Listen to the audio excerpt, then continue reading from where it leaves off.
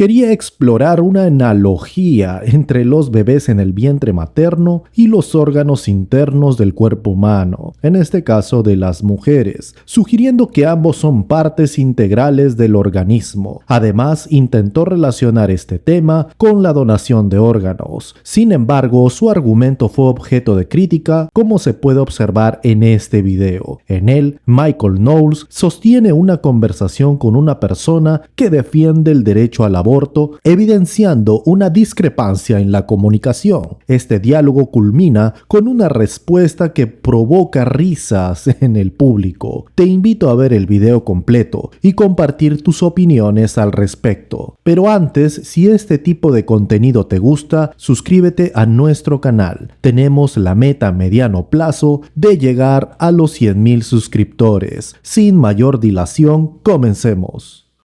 Do you believe that organ donation should be mandatory? I do not. You do not. Okay, so if you believe that even a dead person has the right to bodily autonomy, even if that dead person's organs could save up to 8 lives, and yet you also believe that women should be legally mandated to sacrifice their bodily autonomy in order to save the life of a fetus, by your own logic, a corpse has more right to bodily autonomy than a living, breathing woman. Well, you imposed upon me a liberal view that I do not hold, which is that my views of abortion come from some sense of bodily autonomy. I'm not a huge autonomy guy to begin with. I don't think that I own my body. I think my body is sort of a gift, you know, and I have obligations to my creator. The reason that I don't support mandatory organ donation is not because of some liberal conception of autonomy or something.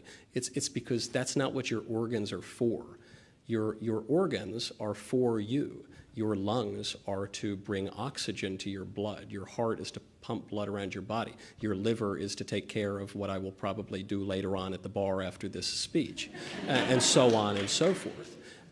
My organs are not for you. Your organs are not for me. So you can give an organ donation, and that can be a lovely thing to do, but you aren't obligated for it because things are known largely by what they are for. Okay. It sounded like you were just going to be anti-organ donation for a second. I was like, that's weird. No. But I am against, going in and stealing people's organs. I think that would be quite wrong. Stealing from a person who isn't alive, which gives them I think right. Desecrating bodies is pretty More bad, right to their own or body like than- digging up graves is bad too, yeah. If you don't believe that withholding resources like life-saving organs, which you would die without if you have organ failure, if you don't believe that withholding resources like that means that you're killing a person, would you be pro cutting the umbilical cord rather than removing a fetus so that the fetus would no longer be able to grow without the nutrients it needs? I think it would be wrong for a mother to kill her child. So I don't view my organs, say, as resources, as you've put it, in a kind of like materialist liberal way. I kind of think of them as my organs, and I think of my body as like my body, and I think of me as a person, not just a big sack of flesh that can be chopped up for the pleasure of some liberal technocrat. Call me old-fashioned, I guess. But then you turn to this example and you say, well, okay, what about cutting the umbilical cord eventually you do cut the umbilical cord when the baby comes out, but what about cutting the umbilical cord or otherwise killing the baby? I think that would be quite wrong to do, because your baby is not for your killing. Your baby is not justifying some kind of murder. That was the topic of our discussion tonight. And furthermore, a woman's womb, which is another organ that you haven't brought up, has a purpose too. And the purpose of the woman's womb is to grow a baby. And the baby is not just a clump of cells or a parasite or any other dehumanizing way that the liberals talk about it. The baby is your baby. And when mothers kill their babies, that's contrary to reason and contrary to nature. So back to what I was saying, you love doing this thing where you go off about some nonsense that isn't what the original question was about. Logic, yes, yeah, I know. I do occasionally. Logic apply that. Entirely unrelated to what I was saying in the first place. But what were you saying? Perhaps I misunderstood. I thought I understood. You misunderstood. So withholding resources. Right. Yeah, I suppose without I just don't. someone will die. Yeah, When I you suppose have organ failure, not having an organ donor kills you. Surprise. So withholding resources from them, that isn't killing, that isn't wrong. But withholding resources from a growing fetus, somehow that's different. And the Well, way as that I you tried to make that leap, so I'm getting confused there. You are getting confused. As I tried to explain, you are beginning with a premise that all of our organs are just undifferentiated resources to which any of us might be entitled.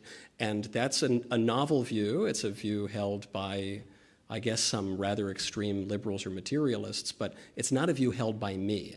I don't think that it's all just undifferentiated flesh.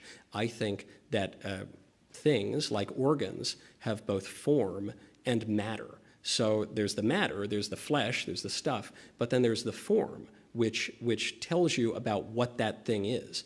And so my liver might look a lot like your liver, but they're different livers. One's mine, for instance, and one is yours. So you don't have a right to mine, and I don't have a right to yours, because your liver is for you, and my liver is for me. And we all know this, and we all act that way. That's why you're not coming up here and attacking me and ripping my kidneys out and selling it on a market in Wuhan or something like that. But we pretend that we don't believe these things because it helps to advance an argument which is totally indefensible and unnatural, namely that we ought to kill a baby or something like that. So your organs are for you and you alone. You get to decide what to do with them.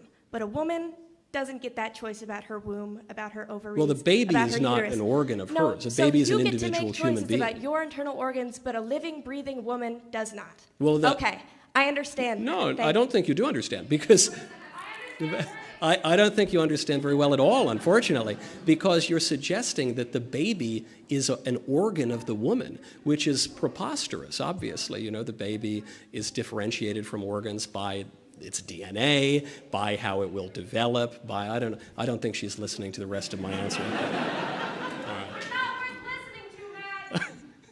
Matt!